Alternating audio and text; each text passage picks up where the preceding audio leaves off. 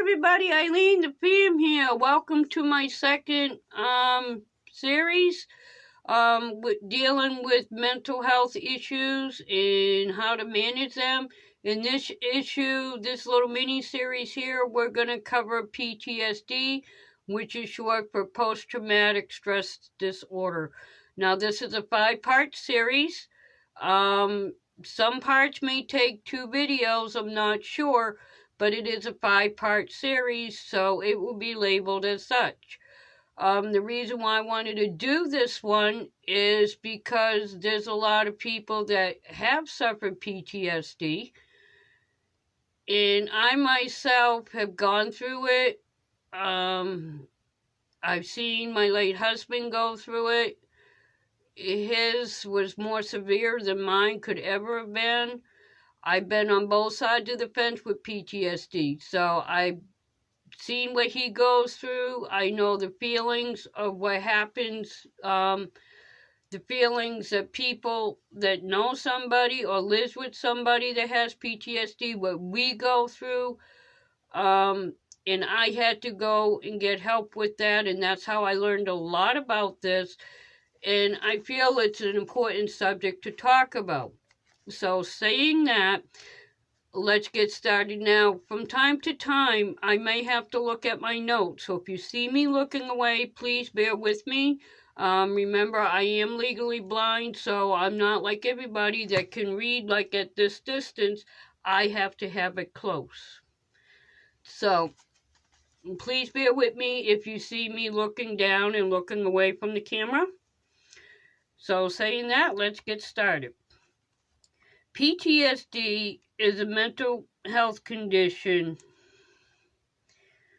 that is triggered by a terrifying event that happened, whether it be in the military or something traumatic that's non-military related. I went through one myself that was non-military related at a very young age. Well, I wasn't really young. I was married, and I went through something really, really traumatic. I went through therapy for it because when it hit me, I had something worse than nightmares. I had what they call night terrors. And what a night terror is, a lot of military veterans have the night terrors. They'll wake up slashing and sweating and everything else, but not have any recollection of the dream at all. That's a night terror. A nightmare, you can describe your dream. A night terror, you don't, it's like your mind is blanked and you don't know what happened. And I had to go through therapy, but because of mine and my husband supported me and everything, I've gotten over mine. But with his was military related, so his was a lot more severe than mine was. And he had to do many different avenues to take care of his. But we're not going to talk about him. I'm going to talk about generally PTSD to give you a little knowledge about it and what causes it and some of the symptoms and everything. So, most people who go through traumatic events may have temporary difficulty for like a month or 2 months, and with time it gets better. Everything starts going away and feeling better, and everything gets back to normal. With PTSD, it's the opposite. What happens is when it's triggered, which could be within 1 month of the incident or many years after the incident. But what happens is instead of getting better, it increasingly gets worse unless it's taken care of by different avenues that we will be discussing later.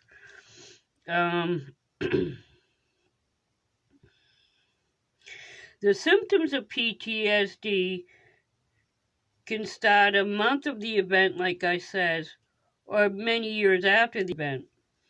And the symptoms are generally grouped in 4 types, which is intrusive memories, which is like flashbacks. You get memories real bad. I mean, you could just be watching a program and it will trigger it. Anything in the program, they're just real vivid memories, just like that just boom out of nowhere can hit you. That's the first one. The second one is the avoidance.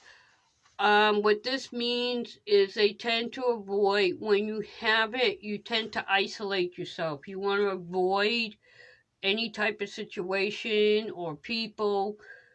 You know, you just become like a hermit if you can. I mean, the people in your small circle, like your other half or your kids, is one thing, but anybody outside of your home you try to avoid, because that's one of the problems with it. The third one is negative changes in thinking and mood, and that's basically going in severe mood swings. Their mental thing is not positive anymore. It's just negative feelings about themselves, people around them, everything they go through. So they go through a lot. And we'll go through a lot of these individually to give you more claration, but right now I'm trying to give you the general overview of it. So that's what it is. Those are the 4 symptoms of it. You know, the 4 areas that people that have PTSD suffer.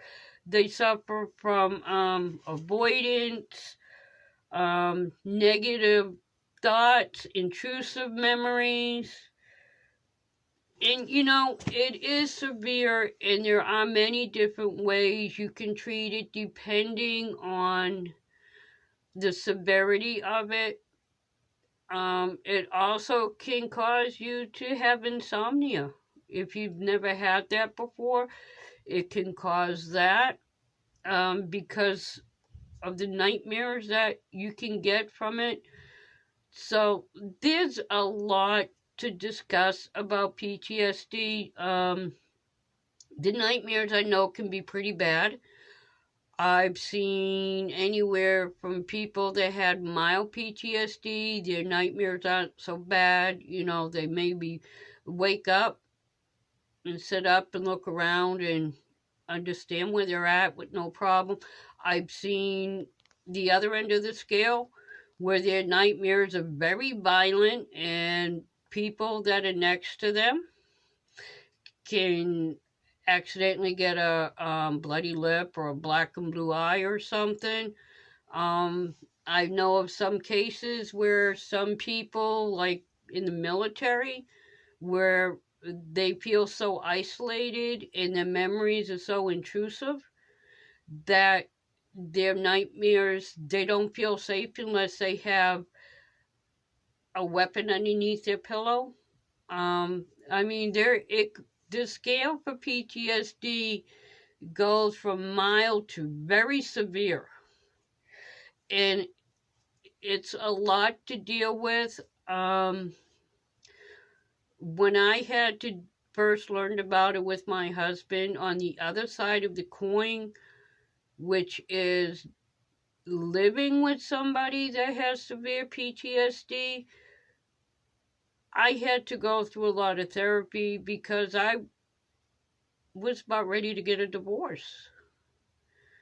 Not because I didn't love my husband, but I didn't understand the PTSD, and I, in the beginning thought everything was aimed at me until I went and I learned about it. And then I wanted to help him as much as I could. And, we did things together and we talked things out. So I'm going to go in this series, I'm going to cover both sides. Like I said, I'm not sure how small this little mini-series is going to be. I'm going to try to cover as much as I can so it's understandable. But I want to cover both sides of the coin with PTSD. I want to cover the side for the person that has it so they can get help, and also cover the person that lives with somebody that has PTSD so they can help. So it's a full circle. Because if you just have a half a circle like this would be the person that has PTSD. They're not going to have a complete recovery because all this side's empty. It's not completed. But if you put the people that live there that's dealing with it and some of the things they go through and how they can do to help, then the circle comes together and it becomes a full circle. And then you can get the proper help. So that's what I'm going to be doing in this series. So until tomorrow, thank you for watching. I hope just a little bit that I just covered in this one helped you out understand. If you have any questions, feel free to leave a comment and ask, and I will get back to you with it. I check my comments regularly on YouTube, so please leave a comment. Let me know if you like it or, your true feelings. I'm objective. But if you have any questions, please feel free to comment, and I promise I will get back to you right away. Remember, you matter. You're one of a kind. You're special to me. I believe in you, so you need to believe in yourself. And always see with your heart and not your eyes. I love you, and until tomorrow, bye.